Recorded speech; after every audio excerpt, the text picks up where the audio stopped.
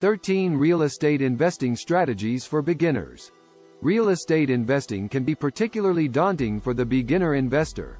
A very common issue with any type of investor is when they succumb to shiny object syndrome and bounce from one thing to another, never getting any traction along the way. With all of that said, investors in real estate can make money in a variety of ways, the most common being through direct ownership of investment properties. There are 13 real estate investing strategies that can be used by beginning and more experienced investors. 1. Buy and hold rental property. The buying and holding strategy for SFR homes is a way to make money from renting them out, profiting from the increase in value of the property over time, and getting special tax benefits that real estate investors are entitled to. SFR properties are popular among beginning and sophisticated investors alike. For us, turnkey real estate investing has been a cornerstone of our buy and hold strategy. This maximizes our return on time and allows us to leverage the expertise of others to get most of the advantages of real estate. 2. Reinvest rental income. Many real estate investors who use the buy and hold strategy also reinvest their rental income. This is when the net cash flow from one property is saved and used as a down payment for another property. The goal is to have enough saved up from the cash flow of the first 2 rental properties to put towards a third rental property. The more rental properties an investor has, the more cash they will generate, similar to a snowball rolling down a hill. 3. BRRRR.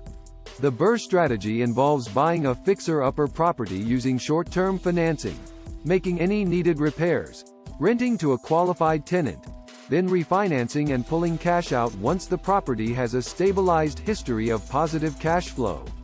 The BRRRR strategy for real estate investing is similar to the snowball effect in that an investor does the same thing repeatedly.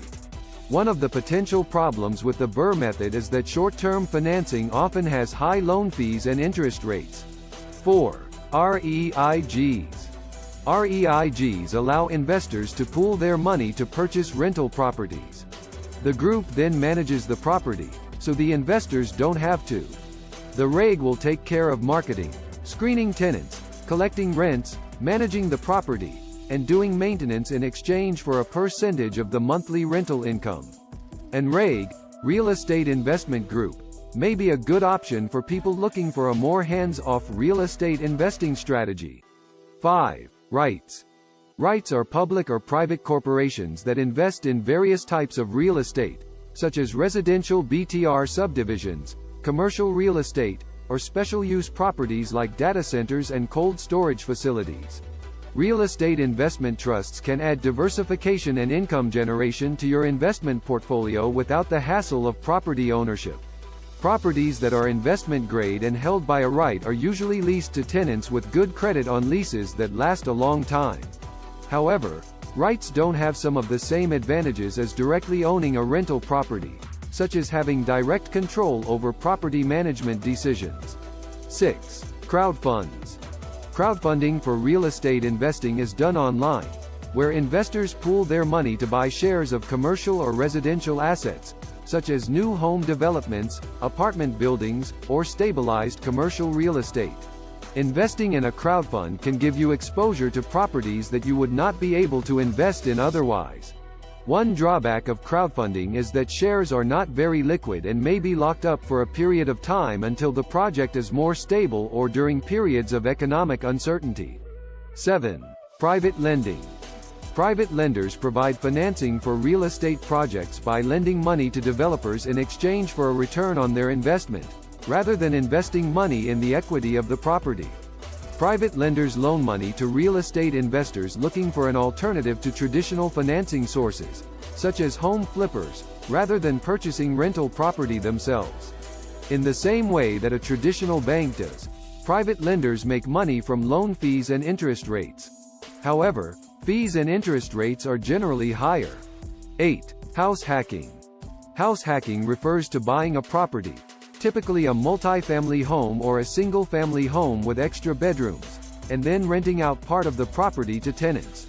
Making extra payments on your mortgage can help lower your overall costs and help you build equity in your home. 9. Wholesaling. Wholesaling real estate is an investing strategy where an investor buys a property and then assigns, or sells, the purchase and sale agreement to another investor or buyer for a fee. They make money by finding good deals for others. Wholesaling is a good option for people with low credit scores, bad credit, or no credit. 10. Fix and flipping. Fix and flipping is a real estate investment strategy where you buy a home for below market value and sell it for a profit. Most investors who fix and flip homes try to buy a property for 75% of its after-repair value minus the cost of repairs. The goal is to sell the property for a profit, typically within a few months. To find good deals on investments, people often go through wholesalers or real estate agents that focus on properties that are not publicly available. 11. Airbnb. An increasing number of people are investigating the possibility of investing in Airbnb rental properties, especially in areas where there is high demand for short-term rentals. This can be a great method of real estate investing, especially in luxury or tourist markets where there is always a high demand for rental properties. 12. VRBO. The popularity of vacation rental by owner, or VRBO, has increased in recent years. VRBO allows investors to buy entire properties and advertise them directly to customers through its platform. 13. Short-term rental. If you want a more fun and flexible way to travel, you should consider a short-term rental property. If you're looking for a vacation option that includes accommodation or a place to stay while you're visiting a tourist destination, this is a great option for you. This type of arrangement can be more flexible than monthly rent since you are only paying for the nights you stay. Learn more at 40plusfinance.com.